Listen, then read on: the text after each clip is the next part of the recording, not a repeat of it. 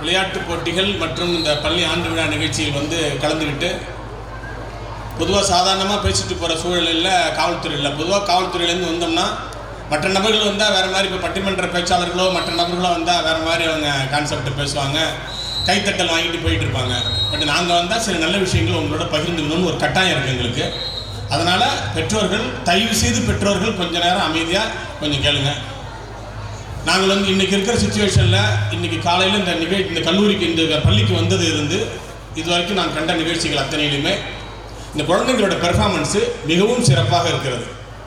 இந்த குழந்தைகளோட இந்த பெர்ஃபார்மன்ஸுக்கு காரணம் ஆசிரியர்கள் தான். கண்டிப்பாக எந்த அளவுக்கு இந்த ஆசிரியர்கள் கான்சன்ட்ரேஷனோட, அதாவது ஆங்கிலத்தில் பேசிய குழந்தைகளும் சரி, தமிழில் பேசிய குழந்தைகளும் சரி, வெகு சிறப்பான ப்ரொனன்சியேஷன், அந்த உச்சரிப்பு அவ்வளோ தெளிவாக அவ்வளோ அழகாக இருக்குது. நான் ஒரு குழந்தைத்தனமாக தான் இருக்குன்னு நினச்சிட்டு இருந்தேன். ஆனால் ஒரு நல்ல தேர்ந்த தொகுப்பாளருக்கு இணையாக அவங்களோட உச்சரிப்பு இருக்குது. அதனால் அந்த அளவுக்கு பயிற்றுவித்த ஆசிரியர்களுக்கு என்னுடைய மனப்பூர்வமான வாழ்த்துக்களை தெரிவித்துக் கொள்கிறேன். அதுபோல் விளையாட்டு நிகழ்ச்சிகள்லையுமே இந்த குழந்தைங்க ஆடும்போதுலாம் அவ்வளோ மகிழ்ச்சியாக இருக்குது, அவ்வளோ சந்தோஷமாக இருக்குது. மீண்டும் மீண்டும் எங்களுடைய குழந்தை பருவத்தை நாங்கள் ஞாபகப்படுத்துகிற மாதிரி ஒரு சூழல். அதற்கு இந்த பள்ளி நிர்வாகத்துக்கு என்னுடைய நன்றியை நான் தெரிவிச்சுக்கிறேன். இதெல்லாம் இந்த வாழ்நாளில் இந்த மாதிரியான நிகழ்ச்சிகள் இல்லை கலந்துக்கிறதோ இதில் கிடைக்கிற இன்பமோ வேறு எந்த நிகழ்ச்சியிலுமே கிடைக்காது. ஆனால் நான் நிறைய நேரங்களில் இங்கே இருந்து இந்த நிகழ்ச்சியை கண்டுகளித்து உங்களோட இருந்து கடைசி வரைக்கும் இந்த நிகழ்ச்சியில் இருக்கணும். ஆனால் எனக்கு தொடர்ந்து பணி இருக்குது, அதனால் நான் போகிறேன். ஆனால் நீங்கள் யாரும் கோச்சிக்க வேண்டாம். ஆனால் இப்போ நான் என்ன சொல்ல வரேன்னா, இப்போ எப்படி இந்த குழந்தைகள் இப்போ இந்த ஸ்கூல் டேஸில் இந்த மாதிரி இப்போ நம்ம மைக்குக்கு முன்னாடி ஆங்கிலத்திலும் தமிழிலும் சிறப்பாக பேசினார்களோ, அதேபோல் விளையாட்டு நிகழ்ச்சிகளில் எப்படி குழந்தைகள் ஆர்வமோடு கலந்து கொள்கிறார்களோ, அதுபோல் மற்ற கேம்ஸ்லேயும் நிறையா வின் பண்ணியிருப்பாங்க. இப்போ 4 அணிகள் இருக்குது, அந்த அணிகளில் உள்ளவங்க வின் பண்ணியிருப்பாங்க. எப்படி இந்த குழந்தைத்தனத்தோட இந்த வயசில் அவர்களுக்கு அந்த படிப்பில் கேம்ஸில் இன்ட்ரெஸ்ட் இருக்கோ, பாரதியார் சொல்கிறார் பாருங்க, உடலினை உறுதி செய் அப்படின்னு சொல்கிறாரு. அதாவது இந்த சவுண்ட் மைண்ட் இன் ஏ சவுண்ட் பாடி. அதனால தான் நிறைய நல்லா படிக்கணும், உடம்பையும் நல்லா வச்சுக்கணும், மனசையும் நல்லா வச்சுக்கணும். அப்போ தான் நமக்கு சக்ஸஸ்ஃபுல்லான ஒரு பர்சனாக இருக்கலாம். இப்போ இந்த சுச்சுவேஷன் இந்த குழந்தைகள் எப்படி இவ்வளோ ஆர்வமாக இருக்கிறார்களோ, தயவுசெய்து பெற்றோர்கள் அனைவரும் இந்த டெண்டன்சியோடைய இவ்வளோ இன்ட்ரெஸ்டோடைய தொடர்ந்து அவர்கள் இந்த பள்ளி படிப்பை முடித்து கல்லூரி படிப்பை முடித்து வேலைக்கு போகிற வரைக்குமே இந்த இன்ட்ரெஸ்டையும் மெயின்டைன் பண்ணுற அளவுக்கு கொஞ்சம் பெற்றோர்கள் இன்ட்ரெஸ்ட் காமிக்கணும். எந்த பள்ளியில் சேர்க்குறீங்களோ அந்த பள்ளியில் உள்ள ஆசிரியர்களும் அந்த இன்ட்ரெஸ்ட்டை காமிக்கணும். குழந்தைகளை நல்ல உயர்வான விஷயங்களை தொடர்ந்து சொல்லி கொடுத்துக்கிட்டே இருக்கணும். மிகப்பெரிய சாதனையாளர்கள் ஆகணும் அப்படின்னு நீங்கள் சொல்லி கொடுத்துட்டே இருக்கணும். பாரதியார் சொல்கிறார் பாருங்க, வைய தலைமைக்குள் அப்படின்னு சொல்கிறாரு. எல்லாருமே இந்த உலகத்தில் இப்போ நம்ம இந்தியாவில் 140 கோடி பேருக்கு மேலே இருக்கோம். உலகத்தோட மக்கள் தொகை எவ்வளோ? ஆனால் ஒட்டுமொத்தமாக இந்த வையத்தில் இருக்கிற அத்தனை நபர்களுக்குமே எல்லாருக்குமே இந்த உலகத்தை ஜெயிக்கிறதுக்கான தகுதிகள் இருக்குது. அதனால் ஒவ்வொருத்தருமே இந்த உலகத்தை ஆள வேண்டும் பாரதியார் சொல்கிறார். இன்னொரு கோட் ஒன்று இருக்கு பாருங்க, you are always be in the top, never at the bottom அப்படின்னு ஒரு கோட் இருக்கு. அதனால் குழந்தைகளுக்கு நீங்கள் திரும்ப திரும்ப உயர்வான மகிழ்ச்சியான சக்ஸஸ்ஃபுல்லான விஷயங்களை சொல்லி கொடுத்துக்கிட்டே இருங்க. இந்த உலகத்தில் ஜெயிச்ச நபர்களுடைய வாழ்க்கை வரலாற்றை அவங்களுக்கு படித்து காமிங்க.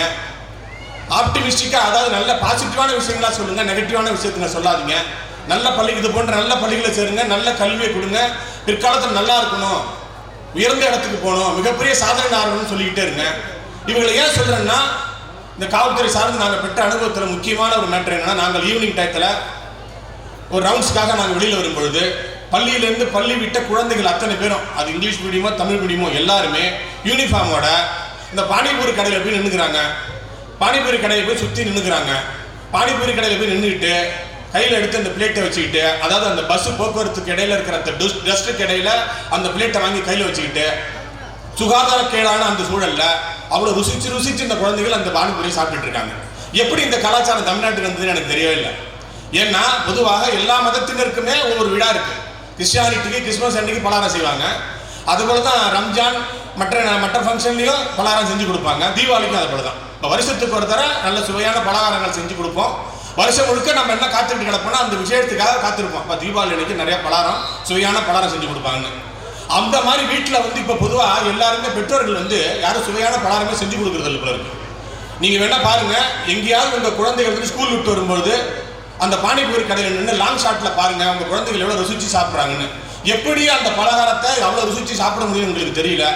தயவுசெய்து உங்கள் குழந்தைகளுக்கு வீட்டில் கேழ்வரகுலையோ கம்புலையோ அல்லது இயற்கை வேற மாற்ற இயற்கை உணவுகளில் வேற நல்ல விதமான பலகாரங்கள் செஞ்சு வீட்டில் கொடுங்க. வெளியில் தயவுசெய்து உங்கள் குழந்தைகளை வந்து எந்த சந்தர்ப்பத்திலையும் பானிபூரி கடைக்கு அழைச்சிட்டு போகாதீங்க. கேட்டுங்க உங்கள் பசங்களை.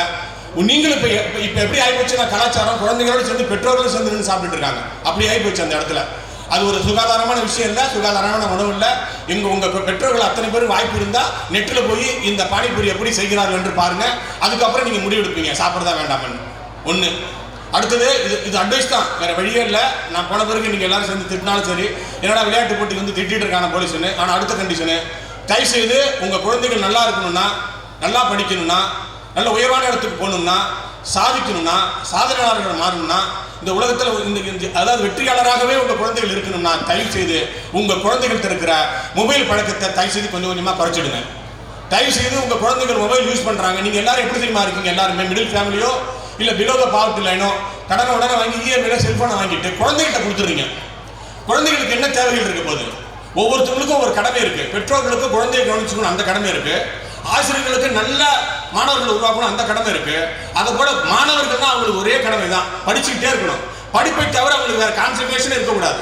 அந்த சுச்சுவேஷன் அவங்க கைக்குள்ள மொபைல் கொடுத்துருக்க கூடாது. நீங்க கொஞ்சம் கொஞ்சமா கொடுத்த மொபைலை கொஞ்சம் கொஞ்சமா அவங்களுடைய பயன்பாட்டை குழந்தைகிட்ட குறைச்சிருங்க. நீங்க எல்லாரும் சொல்லுவீங்க அப்படி இல்லைங்க, நான்லாம் 8வது தான் படிச்சிருக்கேன், அந்த அளவுக்கு எனக்கு மொபைலை பற்றி அந்த தொழில்நுட்பத்தை பற்றி எதுவும் தெரியல. என் குழந்தை யூகேஜி தான் படிக்கிறான், எல்லாத்தையும் பார்க்குறான், எல்லாத்தையும் செஞ்சு கொடுக்குறேன், எனக்கு அவங்க தான் சொல்லிக் கொடுக்குறான்னு தயவுசெய்து உங்கள் குழந்தைகளை பற்றி நீங்கள் அது மாதிரி பெருமைப்பட்டுக்காதீங்க. இதை போல கேம்ஸில் நல்லா விளையாடுறாங்கன்னு பெருமைப்பட்டுங்க. இந்த ஸ்கூல்லேயே ஸ்கூல் ஃபஸ்ட்டு, அப்புறமேலுக்கு ஸ்டேட் ஃபஸ்ட்டு, டிஸ்ட்ரிக்ட் ஃபஸ்ட்டுன்னு சொல்லி பெருமைப்பட்டுங்க.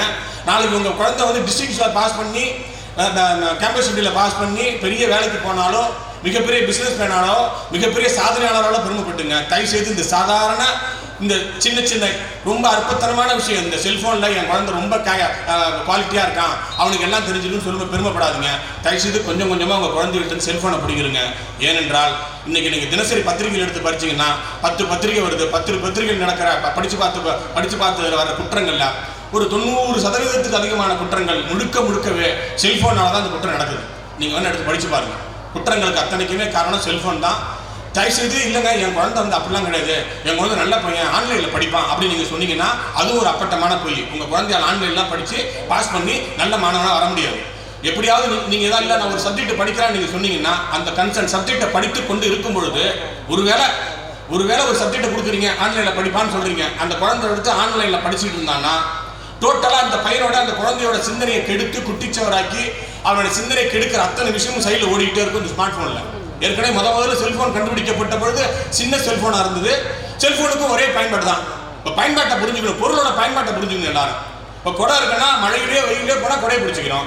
பேனாவோட பயன்பாடு எழுதுகிறோம், திருப்பி பையில் வச்சுக்கிறோம், இதான் பயன்பாடு. செல்ஃபோனோட பயன்பாடு அவ்வளோதான். நம்ம ஒரு சப்ஜெக்டை பேசணும், பிற ஒரு சப்ஜெக்டை சொல்கிறத நம்ம கேட்கணும், அவ்வளோதான். அதோட பயன்பாடு முடிஞ்சு போச்சு. எப்போ இந்த ஸ்மார்ட் ஃபோன்னு வந்ததோ டோட்டலாக இந்த ஸ்மார்ட் ஃபோன் நம்மளோட டோட்டல் வாழ்க்கையுமே அது அபகரிச்சிருச்சு. உங்கள்கிட்ட உங்கள் வாழ்க்கையே இல்லை, நீங்கள் வேணால் எழுதி வச்சிங்க. இப்போ எப்படி ஆகிட்டோம்னா அந்த காலத்தில் பார்த்தீங்கன்னா தீபாவளிக்கு புது ட்ரெஸ் வாங்கி போட்டுக்கிட்டு பெருமையாக அந்த ட்ரெஸ் கண்ணிலாட்டு போய் பார்த்துக்கிட்டு பெருமையாக நடந்து போவோம் தெருவில் புது ட்ரெஸ் போட்டுக்கொன்னேன். ஆனால் ஒவ்வொரு நாளுமே ட்ரெஸ் பண்ணிட்டு அழகாக போவோம் நடந்து. அது அப்படி தான் சொல்லி கொடுத்து நம்ம வளர்க்கப்பட்டிருக்கோம். இப்போ என்ன ஆயிடுச்சுன்னா எல்லாருமே செல்ஃபோனை கையில் ஸ்டைலாக வச்சுக்கிட்டு பிறருக்கு தெரியாத மாதிரி செல்ஃபோன் நடந்து போயிட்டு இருக்கோம். என் கையில் செல்ஃபோன் இருக்குது, அதுலேயும் பின்னாடி இருக்கிற லோகா தெரியுற மாதிரி வேறு நடந்து போகிற மாதிரி சொல்லி கொடுத்துட்டாங்க அவங்கள்ட்ட.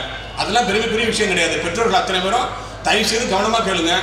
எந்த சந்தர்ப்பத்திலாவது உங்கள் குழந்தைகிட்ட இந்த செல்ஃபோன் பயன்பாட்டை குறைக்கும் பொழுது இல்லைங்க என் குழந்தை எதிர்வினை ஆட்டிடுவான், சத்தம் போடுவான், சாப்பிட மாட்டான், ஸ்கூலுக்கு போக மாட்டான்னு சொல்லுவான் அப்படின்னா சொன்னால் கொஞ்சம் கொஞ்சமாக அந்த செல்ஃபோனோட பயன்பாட்டை குறைச்சிட்டு வாழ்நாளே அவனுக்கு செல்ஃபோன் கொடுக்காம ஒருவேளை அவன் செல்ஃபோன் கேட்டான்னா தம்பி செல்ஃபோனை தயவுசெய்து செல்ஃபோன் யூஸ் பண்ணாத, படிப்பில் மட்டும் கான்சன்ட்ரேட் பண்ணு, நல்லா படி.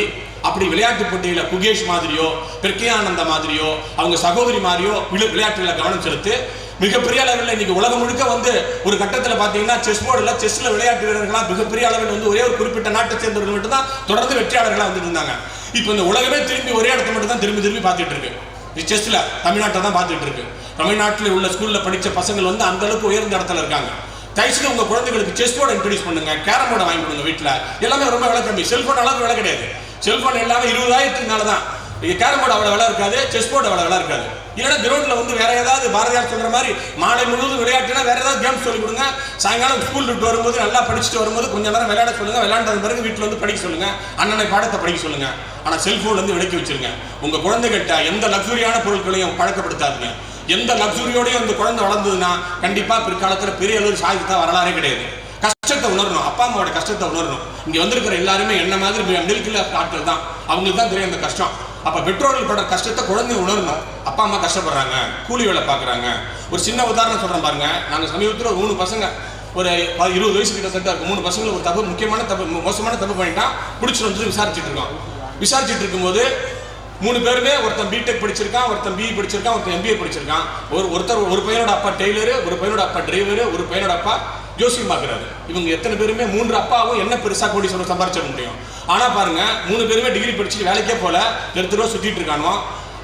ஒரு மோசமான தப்பு பண்ணிட்டாங்க. அடுத்தது அதை விட சூப்பர் என்னன்னா, எல்லார் கையிலுமே 60 குறைவே இல்லாமல் ஃபோன் இருக்கு, செல்ஃபோன் இருக்கு. எப்படி வேலை அவங்க கஷ்டப்பட்டு அந்த கூலி வேலை பார்த்து படிக்க வச்சுட்டாங்க, வேலைக்கு போயிட்டாங்க, படிக்க வச்சுட்டாங்க. படித்த வேலைக்கும் போல தெருவா சுற்றுறான், தப்பு பண்ணுறான், கையில் செல்ஃபோன் வச்சுருக்கான். இந்த குழந்தை எந்த அளவுக்கு உயர்ந்திருந்ததை நீங்கள் பாருங்கள். தயவுசெய்து செல்ஃபோன் கொடுக்கவே கொடுக்காதீங்க. நீங்கள் என்ன வேணாலும் சொல்லி லக்ஸரியான பொருட்களை இன்ட்ரோடியூஸ் பண்ணாங்க. நீங்கள் சொல்லுங்கள் தெளிவா, தம்பி நீ நல்லா படிச்சுக்க, நல்ல ஸ்கூல், நான் கஷ்டனோ கடனோ உடனே வாங்கி கஷ்டப்பட்டு நான் கண்டு முடிச்சு உன்னை நான் படிக்க வைக்கிறேன், நல்ல ஸ்கூலில் சேர்த்து விட்றேன், நல்லா படி, நல்ல வேலைக்கு போ, வேலைக்கு போயிட்டு முதல் சம்பளத்தில் செல்ஃபோன் வாங்கிக்க, அடுத்தடுத்த சம்பளத்தில் ஒரு 2 வீலர் வாங்கிக்க, கார் வாங்கிக்க, வீடு கட்டிக்க. அது எல்லாமே உன்னோட சம்பளத்தில் தான் இருக்கட்டும். என்கிட்ட அந்த மாதிரி லக்ஸரியான பொருட்களை எது எதிர்பார்க்காத. என்னால் அதிகபட்சம் முடிஞ்சது உனக்கு நல்ல கல்வியை மட்டும்தான் கொடுக்க முடியும்னு சொல்லுங்க. தயவுசெய்து நாங்கள் சொல்கிற இந்த வார்த்தைகள் தயவுசெய்து கவனம் இல்லாமல் மனசில் வந்து இதுமாரி இதெல்லாம் ஒரு வேலை இல்லையா உங்களுக்கு, என் பிள்ளைக்கு நான் வாங்கி கொடுப்பேன் செல்ஃபோனு, என் பிள்ளைக்கு நான் 2 வீலர் வாங்கி கொடுப்பேன் நினச்சிங்கன்னா அது உங்களோட தனிப்பட்ட விருப்பம், தனிப்பட்ட வாழ்க்கை. அதில் நீங்கள் நல்லது கிட்டதை பார்த்துங்க. அதுபோல தான் 2 வீலரும் எல்லாரும் என்ன செய்றீங்கன்னா, புள்ள ஆசைப்படுறதுன்னு கடனோட வாங்கி 2 வீலர் வாங்கி கொடுக்குறீங்க. யாரும் ஹெல்மெட் வாங்கி கொடுக்குறது இல்லை, யாரும் போக்குவரத்து விதிகளை சொல்லிக் கொடுக்குறது இல்லை. எல்லா இடங்களும் விபத்து. பர்டிகுலராக முதல்ல பார்த்தீங்கன்னா ரொம்ப ஒற்றையடி பாதை மாதிரி இருந்தது இந்த தெரு, இந்த ரோடு, இந்த மயிலாடுதுறை டு கும்பகோணம் ரோடு. இப்போ ரோடு அகலப்படுத்திட்டாங்க, எல்லாரும் வேகமாக தான் போகிறாங்க. இப்போ இன்ட்ரோடியூஸ் பண்ணுற பைக் எல்லாமே ஹை ஸ்பீடு வெஹிக்கிள் தான், யாருமே மெதுவாக போகிறதில்ல. ஆனால் மெதுவாக போகணும், ஹெல்மெட் போட்டுருக்கணும், போக்குவரத்தில் கண்டுபிடிக்கணும். எந்த பெற்றோருமே அந்த வண்டி வாங்கி கொடுக்கும்போது சொல்றதில்லை. செல்லமாக வாங்கி கொடுத்துருங்க. என் பிள்ளை பாருங்க, என் பிள்ளை 2 வீலரில் போகிறான் பாருங்க, எவ்வளோ அழகாக இருக்குன்னு சொல்கிறீங்களே, ரசிக்கிறீங்களே தவிர அதுக்கு பின்னாடி உள்ள மோசமான விஷயங்கள் மறந்துடுறீங்க. தயவுசெய்து திரும்ப நாங்கள் தினசரி படுற அவஸ்தை, தினசரி படுற கஷ்டம். அது போல தான் பெண்கள் மீதான வன்முறை. நாங்கள் ஒவ்வொரு நாளுமே ஒரு விஷயத்தில் 15 குறிக்க, அதாவது 16, 17, 18 வயசுக்கான பெண்களுக்கான ஏற்படுற அந்த பாலியல் பிரச்சனைகளை எல்லாம் முழுக்கவே செல்ஃபோனால தான் காரணம்.